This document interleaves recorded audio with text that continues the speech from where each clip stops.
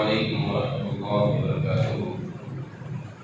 الحمد للہ نحمده ونستعینه ونستغفره ونعوذ باللہ من شرور انفسنا ومن سیئات اعمالنا، من يهده الله فلا مضل له ومن يضلل فلا هادي له، وأشهد أن لا إله إلا الله وحده لا شريك له، وأشهد أن محمدا عبده ورسوله.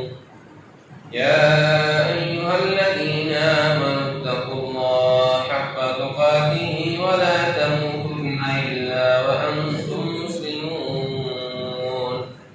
يا أيها الناس اتقوا ربكم الذي خلقكم من نفس واحدة وخلق منها زوجها وبث منهما رجالا كثيرا ونساء، واتقوا الله الذي تساءلون به والأرحام إن الله كان عليكم رقيبا. يا أيها الذين آمنوا اتقوا الله وقولوا قولا سديدا يصلح لكم أعمالكم ويغفر لكم ذنوبكم، ومن يطع الله ورسوله فقد فاز فوزا عظيما. أما بعد فإن خير الحديث كتاب الله، وخير الهدي هدي محمد صلى الله عليه وسلم، وشر الأمور محدثاتها وكل محدثة بدعة وكل بدعة ضلالة وكل ضلالة في النار. اللهم صل على محمد وعلى آل محمد كما صليت على إبراهيم وعلى آل إبراهيم إنك حميد مجيد. اللهم بارك على محمد وعلى آل محمد كما باركت على إبراهيم وعلى آل إبراهيم إنك حميد مجيد. رب يسر ولا تعسر وتمم بالخير. رب اشرح لي صدري ويسر لي أمري واحلل عقدة من لساني يفقهوا قولي. ہر قسم کی حمد و ثنا، بڑائی، کبریائی اللہ وحدہ لا شریک کی ذات کے لیے، جو اس کائنات کا خالق مالک، رازق، مشکل کشا، حاجت روا ہے. اس پوری کائنات کے نظام کو بنانے والا اللہ ہے. اس نظام کائنات کو بنانے میں نہ کوئی اللہ کا شریک ہے، نہ اس نظام کو چلانے میں کوئی اللہ کا شریک ہے. وہ ہر شریک کی شراکت سے پاک وحدہ لا شریک ہے. انگنت لاکھ بے شمار درود و سلام امام الانبیاء جناب محمد رسول اللہ صلی اللہ علیہ وسلم کی ذات کے لیے، جو اس پوری کائنات کے لیے رحمت للعالمین بن کر آئے، اور کروڑوں رحمت نازل ہوں صحابہ کرام رضوان اللہ علیہم اجمعین پر. محترم سامعین کرام، دوستو، بزرگوں، اللہ رب العالمین نے یہ جو دین ہمیں عطا فرمایا ہے، اسلام، اس کے ارکان میں سے ایک رکن بیت اللہ کا حج کرنا بھی ہے. ذی الحج کے مہینے میں حج جیسی عظیم عبادت کو بھی ادا کیا جاتا ہے. حج کے بارے میں رسول اللہ صلی اللہ علیہ وسلم کی ایک حدیث ہے. آپ نے فرمایا العمرۃ الی العمرۃ کفارۃ لما بینہما. انسان ایک عمرہ کرتا ہے، پھر دوسرا عمرہ کرتا ہے، ایک عمرے سے لے کر دوسرے عمرے تک کے گناہوں کا وہ دوسرا عمرہ جو ہے وہ کفارہ بن جاتا ہے. والحج المبرور، اور فرمایا حج اگر اللہ کی بارگاہ میں قبول ہو جائے، لیس لہ جزاء، اس کی کوئی جزا اور بدلہ نہیں ہے، الا الجنۃ، صرف جنت ہی اس کا بدلہ ہے. جن لوگوں کو اللہ نے توفیق دی بیت اللہ کا حج کرنے کی، وہ بڑے ہی سعادت مند، بڑے ہی خوش نصیب ہیں. اللہ ہم سب کو حج مبرور ادا کرنے کی توفیق عطا فرمائے۔ حجۃ الوداع اس خطبے کو کہا جاتا ہے جو رسول اکرم صلی اللہ علیہ وسلم نے حج کے موقع پر پڑھا تھا۔ یاد رکھیں رسول اللہ صلی اللہ علیہ وسلم نے اپنی زندگی میں ایک ہی حج کیا ہے، اور وہ آخری حج جسے جو ہے حجۃ الوداع کہا جاتا ہے، یعنی وہ حج جس کے بعد اللہ کے رسول صلی اللہ علیہ وسلم صحابہ کرام رضوان اللہ علیہم اجمعین سے الوداع ہو گئے تھے۔ خطبہ حجۃ الوداع یہ ایسا خطبہ تھا کہ جس میں 1,00,000 سے زیادہ صحابہ کرام رضوان اللہ علیہم اجمعین نے شرکت کی، اور اس خطبے کے اندر رسول اللہ صلی اللہ علیہ وسلم نے جو باتیں بیان کی تھی وہ آج کے اس جدید ترین زمانے کے اندر بھی دیکھے جائیں تو وہ ایسا انسانوں کے لیے بہترین منشور اور دستور ثابت ہوتا ہے کہ کائنات میں کوئی ایسا مذہب نہیں ہے جس کے اندر ایسی جو ہے وہ باتیں موجود ہوں جو رسول اللہ صلی اللہ علیہ وسلم نے خطبہ حجۃ الوداع کے موقع پر بیان فرمائی تھی، کیونکہ یہ اجتماعی طور پر تمام صحابہ جو اللہ کے نبی صلی اللہ علیہ وسلم کے زمانے میں اللہ کے رسول صلی اللہ علیہ وسلم پر ایمان لا چکے تھے، 1,00,000 سے زیادہ تعداد اس وقت موجود تھی حجۃ الوداع کے موقع پر۔ اللہ کے رسول صلی اللہ علیہ وسلم نے جو خطبہ حجۃ الوداع صحابہ کرام رضوان اللہ علیہ اجمعین کو دیا، اس میں کچھ چیزوں کو میں آپ لوگوں کو بیان کرنا چاہتا ہوں۔ اس کا جو خلاصہ ہے، جو اس کے نکات ہیں، ان نقطوں کو بیان کرنا چاہتا ہوں۔ جو پہلا نقطہ ہے اس خطبے کے اندر اللہ کے رسول صلی اللہ علیہ وسلم نے بیان فرمایا تھا، ان میں سے ایک یہ آیت تھی، لوگوں یا ایھا الناس، لوگوں اس بات کو سمجھ لو۔ اللہ قرآن میں ارشاد فرماتا ہے الیوم اکملت لکم دینکم واتممت علیکم نعمتی ورضیت لکم الاسلام دینا، آج میں نے تمہارے دین کو تمہارے لیے مکمل کر دیا ہے۔ میں نے اپنی نعمتوں کو جو اللہ نے یہاں پر دین کو اسلام کو ایک نعمت قرار دیا ہے، میں نے اپنی نعمت تم پر مکمل کر دی ہے۔ ورضیت لکم الاسلام دینا، آج میں تمہارے لیے اسلام کے دین ہونے پر راضی ہو گیا ہوں۔ ان الدین عند اللہ الاسلام، اللہ کے نزدیک سب سے پسندیدہ دین اسلام ہے۔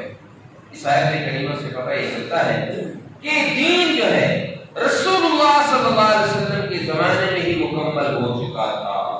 اس دین میں نہ کسی قسم کی کمی کی کوئی گنجائش ہے، نہ اضافہ کرنے کی گنجائش ہے۔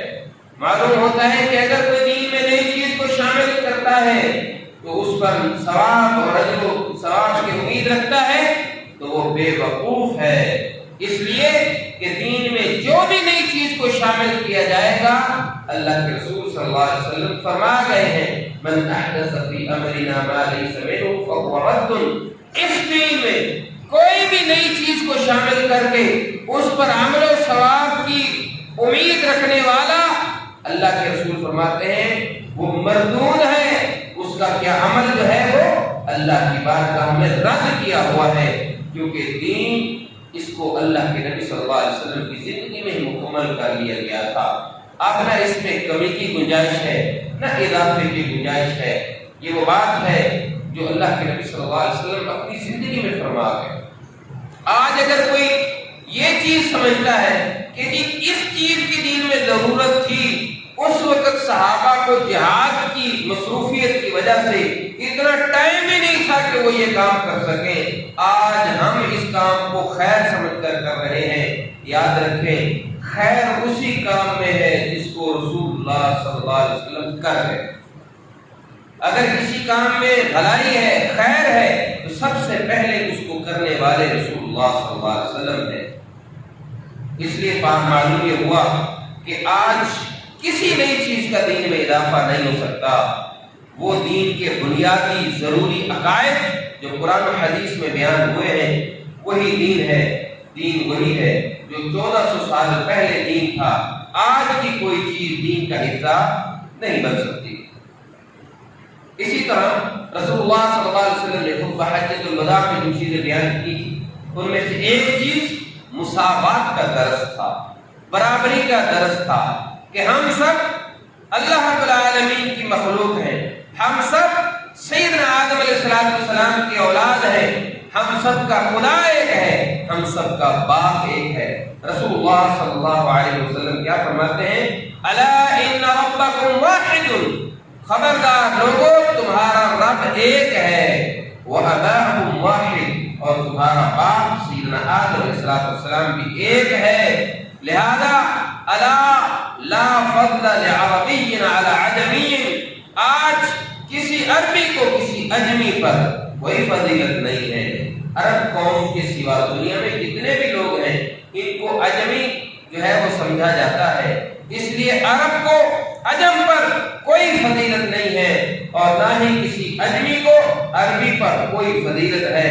نہ کسی کالے کو گورے پر کوئی فضیلت ہے، نہ کسی سرخ کو سفید پر کوئی فضیلت ہے. اور رسول اللہ صلی اللہ علیہ وسلم فرماتے ہیں الا بالتقوی، مگر اللہ سے ڈرنے کی خصوصیت کے ساتھ. یعنی تقوی جو ہے یہ معیار ہے اونچ نیچ کا، وہ بھی اللہ کے نزدیک. اور ایک اور مقام پہ اللہ تعالیٰ قرآن مجید میں ارشاد فرماتے ہیں شعوبا وقبائل لتعارفوا، لوگوں یہ جو قومیں ہیں، یہ جو قبیلے ہیں، یہ جو خاندان ہے، یہ جو حسب نسب ہے، یہ ساری چیزیں کیا ہیں؟ لتعارفوا، تاکہ تمہارا تعارف ہو سکے، تمہاری پہچان ہو سکے. یہ اونچ نیچ کا معیار نہیں ہے. ان اکرمکم عند اللہ اتقاکم، تم میں سے سب سے زیادہ عزت دار وہ ہے جو سب سے زیادہ اللہ سے ڈرنے والا ہے. یعنی تقوی معیار ہے اللہ کے ہاں، قومیں اور قبیلے نہیں. مگر افسوس کی بات ہے کہ آج ہم نے وہی زمانہ جاہلیت والی باتوں کو بھی اپنایا ہوا ہے. آج بھی ہم قوموں، قبیلوں، خاندانوں میں بٹے ہوئے ہیں. آج ہم کہتے ہیں کہ تمہاری کیا اوقات ہے میرے سامنے، تمہارا خاندان چھوٹا، قبیلہ چھوٹا، قوم نیچ، ہماری قوم کتنی اونچی ہے. اور یہ فخر، یہ تکبر، یہ زمانہ جاہلیت کی باتوں میں سے ایک بات ہے. رسول اللہ صلی اللہ علیہ وسلم کیا بیان فرما رہے ہیں کہ تم سب کا باپ آدم علیہ السلام ہے، تم میں سے کسی کو کسی پر کوئی فوقیت اور فضیلت نہیں ہے. آج افسوس کی بات یہ ہے کہ ہم بھی انہی جو ہے وہ بتوں میں جکڑے ہوئے ہیں. قوموں قبیلوں کے بت یہ ہم سے توڑے نہیں جا رہے. آج شادی کے لیے ہماری کوشش ہوتی ہے کہ ہماری برادری کا ہونا چاہیے، ہمارے سٹیٹس کا ہونا چاہیے، ہمارے مقابلے کا ہونا چاہیے، ہماری جائیداد کے حساب کا ہونا چاہیے. یہ چیزیں سوچتے سوچتے بچیاں گھروں میں بیٹھی بیٹھی بڑی ہو جاتی ہیں، ان کی شادیاں نہیں ہوتی. افسوس کہ وہ زمانہ جاہلیت کی باتیں آج بھی کسی نہ کسی شکل میں ہمارے پاس موجود ہے. ایک حدیث میں آتا ہے رسول اللہ صلی اللہ علیہ وسلم فرماتے ہیں اربع فی امتی من امر الجاہلیت، 4 چیزیں ایسی ہیں میری امت میں جو زمانہ جاہلیت سے چلتی آ رہی ہیں اور لا یترکونہن، اس کو لوگ چھوڑنے کے لیے تیار نہ ہوں گے. کون سی چیزیں ہیں؟ الفخر فی الاحساب، حسب نسب پر فخر کرنا. میں جی فلاں قوم سے تعلق رکھتا ہوں، میرا فلاں قبیلہ ہے، اور جو ہے وہ حسب پر جو ہے فخر کرنا. اور والطعن فی الانساب، نسب پر تعلق کرنا. تم تو چھوٹی ذات کے ہو، تم تو جو ہے وہ بالکل نیچ قوم سے تمہارا تعلق ہے، تم کون ہو، تمہاری کیا اوقات ہے میرے سامنے. اللہ اکبر. فرمایا یہ زمانہ جاہلیت کی باتیں ہیں، اس کو لوگ چھوڑنے کے لیے تیار نہ ہوں گے. اور فرمایا والاستسقاء، اور ستاروں سے قسمت کا حال معلوم کرنا. والنیاحۃ، اور مصیبت کے وقت جو ہے وہ طرز لگا کر ترنم کے ساتھ رونا، یہ نوحہ کرنا، یہ بھی زمانہ جاہلیت کی چیزوں میں سے ایک چیز ہے. فرمایا لوگ اسے چھوڑنے کے لیے تیار نہ ہوں گے، حالانکہ رسول اللہ صلی اللہ علیہ وسلم ان چیزوں کو ختم کرنے کے لیے آئے. آج ہم غور کریں، ہمارے معاشرے میں یہ چیزیں عام ہیں اور ہم سمجھتے ہیں یہ ہمارا فخر ہے، لیکن رسول اللہ صلی اللہ علیہ وسلم اس کو جاہلیت کہہ رہے ہیں. لیکن آج ہم اس جاہلیت کو چھوڑنے کے لیے تیار نہیں ہیں۔ افسوس کی بات یہی ہے، اس لیے ہمیں یہاں سے خطبہ حجۃ الوداع میں بھی یہ رسول اللہ صلی اللہ علیہ وسلم اپنی امت کو یہی پیغام دے کر گئے، کسی عربی کو کسی اجمی پر کوئی فضیلت نہیں ہے، کسی کالے کو کسی گورے پر، کسی سرخ کو کسی سفید پر، یا کسی حسب نسب والے کو کسی دوسرے حسب نسب والے پر کوئی فوقیت اور فضیلت نہیں ہے۔ اللہ کے نزدیک فضیلت کا معیار صرف تقویٰ ہے۔ ہمیں چاہیے کہ ہم تقوی میں اپنے آپ پر محنت کریں اور اپنے تقوی کو بلند کریں اور اللہ رب العالمین کے سے ڈرتے ہوئے زندگی گزاریں۔ اسی طرح رسول اللہ صلی اللہ علیہ وسلم نے فرمایا ان دماءکم واموالکم حرام کحرمت یومکم ھذا، فرمایا کہ تمہارا جو خون ہے اور تمہارا جو مال ہے وہ ایک دوسرے پر حرام ہے، یعنی یہ مسلمانوں کو حکم دیا جا رہا ہے کہ آج کے بعد تم میں سے کوئی کسی کا خون بلا وجہ نہیں بہائے گا، تمہارا مال اور تمہاری جان ایک دوسرے کے لیے حرام ہے، یعنی مال چھیننا یا خون کرنا یا قتل کرنا، قتل و غارت گری سے رسول اللہ صلی اللہ علیہ وسلم نے اس کو حرام قرار دے دیا، یعنی جان اور مال کا اور عزت کا تحفظ فراہم کرنا ہے۔ یہاں سے پتہ یہ چلتا ہے کہ ہم سب کو یہ حکم سب کے لیے ہے، اس میں کوئی سنی، کوئی شیعہ، کوئی بریلوی، دیوبندی کا فرق رسول اللہ صلی اللہ علیہ وسلم نے نہیں رکھا۔ مسلمانوں کی پوری امت مسلمہ کو یہ خطاب ہے کہ سب کے مال، جان اور عزت کی حفاظت تمہاری ذمہ داری ہے، ان کے حقوق کی ادائیگی۔ آج کوئی بھی شخص کسی کو کسی بھی وجہ سے، کسی عقیدے کی وجہ سے اٹھ کر کے جو قتل کر دیتا ہے، یہ بات بالکل اسلام اس کی اجازت نہیں لیتا۔ جو ہے یہ تمام معاملات جو ہیں وہ عدالتوں کے ہیں اور یہ حکومت وقت کے ذمے ہے، کسی عام آدمی کو اجازت نہیں ہے وہ کسی کا جو ہے وہ خون کرے، کسی کی قتل و غارت کرے۔ فرمایا وَسَتَلْقَوْنَ رَبَّكُمْ، اور اللہ کے رسول صلی اللہ علیہ وسلم فرماتے ہیں تم قیامت والے دن اپنے رب سے ملاقات کرو گے، فَيَسْأَلُكُمْ أَعْمَالَكُمْ، وہ تم سے تمہارے اعمال کے بارے میں ضرور پوچھے گا۔ یہاں سے پتہ یہ چلتا ہے کہ ہمیں بحیثیت مسلمان ایک دوسرے کے جان، مال اور عزت کا ہمیں تحفظ کرنا چاہیے۔ شریعت نے اس کا جو ہے حفاظت کا جو ہے وہ ذمہ دیا ہے ہمیں۔ اسی طرح رسول اللہ صلی اللہ علیہ وسلم نے فرمایا کہ جو جاہلیت کے جو دستور تھے، زمانے جاہلیت کی جو رسمیں تھیں، رسول اللہ صلی اللہ علیہ وسلم فرماتے ہیں الا کل شیء من امر الجاہلیت قدمی موضوع، جان لو کہ زمانہ جاہلیت کی جتنی بھی رسمیں تھیں وہ میرے قدموں کے نیچے ہیں، میں ان کو روند رہا ہوں۔ یعنی زمانے جاہلیت کے رسم و رواج جو ہیں وہ اس شریعت میں ان کی کوئی گنجائش نہیں ہے۔ زمانہ جاہلیت میں بہت ساری چیزیں چلتی تھیں، ان میں سے ایک چیز یہ بھی تھی کہ خاندانی دشمنیاں، قتل و غارت، لڑائی جھگڑے باپ دادا سے چلے آ رہے ہیں اور پھر اگلی نسلیں بھی ان چیزوں کی پاسداری کرتے ہیں، ان رسموں کی پابندی کرتے ہیں۔ رسول اللہ صلی اللہ علیہ وسلم نے فرمایا وَدِمَاءُ الْجَاهِلِيَّةِ مَوْضُوعٌ، زمانہ جاہلیت میں کسی نے کسی کا قتل کیا اور وہ سلسلہ چل نکلا، زمانہ جاہلیت کے سب خون جو ہیں وہ معاف کر دیے جا رہے ہیں۔ وَأَوَّلُ دَمٍ أَدَعُ مِن دِمَانَ ابن ربیع بن حارث، اور پہلا خون جو ہمارے ہاں ہوا ربیع بن حارث کا، دودھ پیتے بچے کا، جس کو بنو ہذیل کے خاندان نے جو ہے وہ دودھ پینے کی عمر میں قتل کر دیا، اور پھر وہ سلسلہ چلتا رہا، نہ جانے کتنی جانیں ضائع ہوئی۔ اس خون کو میں رونتا ہوں، معاف کرتا ہوں، اس قتل و غارت کو، اس سلسلے کو میں ختم کرتا ہوں۔ اس سلسلے کو شریعت اسلامی نے ختم کر دیا، رسول اللہ صلی اللہ علیہ وسلم نے ختم کر دیا۔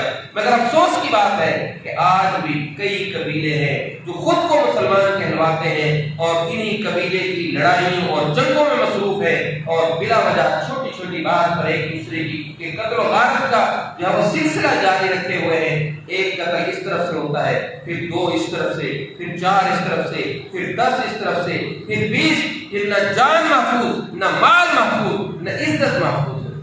یہ زمانہ جاہلیت کی باتیں ہیں، رسول اللہ صلی اللہ علیہ وسلم نے ان کو ختم فرمایا۔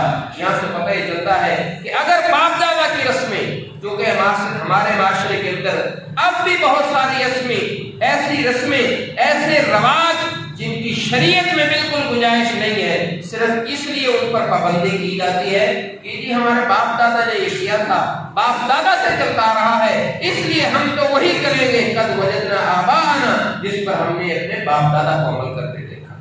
یہ جاہلیت کی رسمیں جو ہے، یہ بوجھ ہیں جو ہم نے اوپر لادے ہوئے ہیں، ہم صرف اسی کے پابند ہیں جو اللہ کی کتاب میں، جو رسول اللہ صلی اللہ علیہ وسلم کے فرمان میں ہے، ہمیں انہی چیزوں کی پابندی کرنی چاہیے۔ اگر کوئی باپ دادا کی رسم، بزرگوں کی کوئی بات، امام کا کوئی قول قرآن و حدیث سے ٹکرا جائے، اسے چھوڑ دینا چاہیے، کیونکہ یہ بیچ میں کہیں نہ کہیں سے یہ چیزیں شامل ہو گئی۔ دین وہی ہے جو اللہ کے قرآن میں ہے، محمد کریم صلی اللہ علیہ وسلم کے فرمان میں ہے۔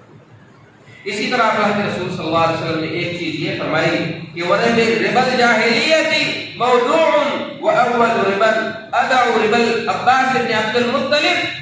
زمانہ جاہلیت سے سود کی ایک رسم چلی آ رہی تھی، سود در سود چلا رہا تھا، سود کا لین دین کاروبار زمانہ جاہلیت میں عام تھا۔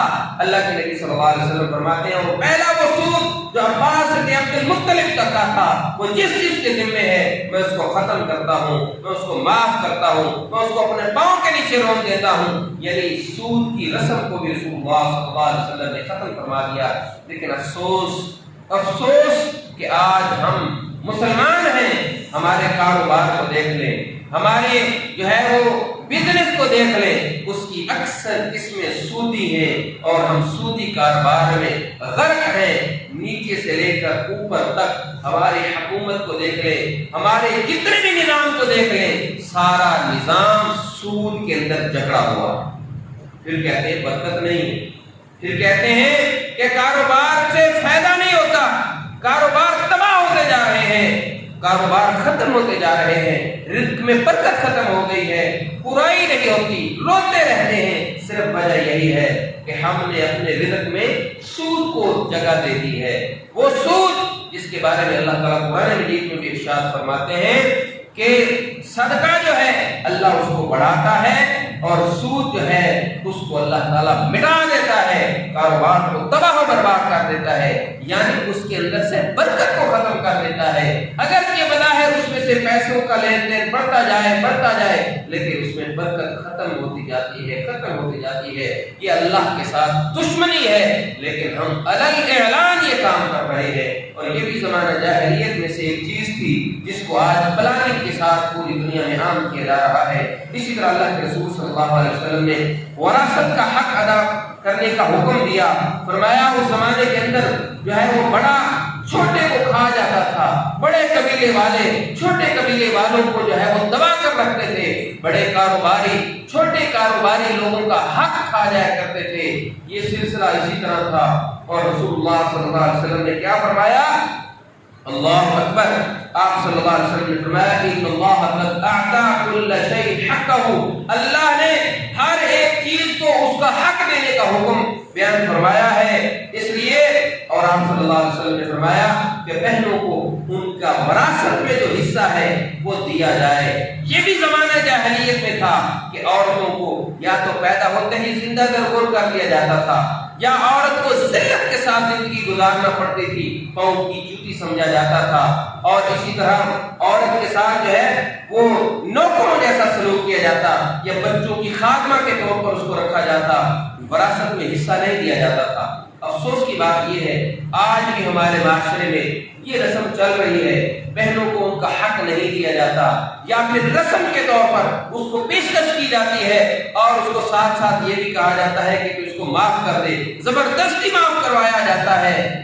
حالانکہ شریعت نے جو ان کا حق مقرر کر دیا ہے وہ ان کو لازمی طور پر دینا چاہیے، چاہے وہ بظاہر اس کو معاف بھی کر دیں تاکہ ان کو ان کا حق دینا چاہیے، کیونکہ بہنوں سے حصہ معاف کروانا یہ بھی ایک رسم چل پڑی، یہ بھی رسمیں ہیں، بہنوں کا حق کھایا جاتا ہے، اس کا بھی حساب دینا ہوگا۔ اور آپ صلی اللہ علیہ وسلم نے آگے فرمایا الا ومن كانت عنده امانۃ فليؤدها، خبردار جس کے پاس بھی کسی کی کوئی بھی امانت ہو وہ اس کو ادا کرے، کیونکہ امانتوں کے بارے میں پوچھا جائے گا۔ اسی طرح فرمایا کہ الولد للفراش وللعاهر الحجر، پہلے زمانے میں ایک عورت کے ساتھ 10 مرد زنا کرتے، اس کے بعد بچہ پیدا ہوتا، ایک ماہر شناس آدمی جو ہے فیصلہ کرتا کہ یہ بچہ فلاں کا ہے۔ یہ بھی ایک طریقہ نکاح تھا زمانہ جاہلیت کا، جس کو شریعت نے ختم کر دیا، اور پھر بعد اوقات اختلاف اور جھگڑا ہوتا، کوئی کہتا ہے یہ میرا بچہ ہے، کوئی کہتا ہے یہ میرا بچہ ہے۔ اللہ کے رسول صلی اللہ علیہ وسلم نے فرمایا الولد للفراش، بچہ اس کا ہے جس کے بستر پر پیدا ہوا ہے، وللعاهر الحجر، اور جو زانی ہے اس کے لیے پتھر ہے، یعنی اس کو سنسار کیا جائے گا، اس کو سزا دی جائے گی۔ اسی طرح اللہ کے رسول صلی اللہ علیہ وسلم نے اس زمانے کی جاہلیت کی رسموں سے ایک رسم یہ تھی کہ لوگ اپنی قوموں کو تبدیل کر لیا جاتے تھے، اپنے باپ کا نام تبدیل کر دیتے تھے۔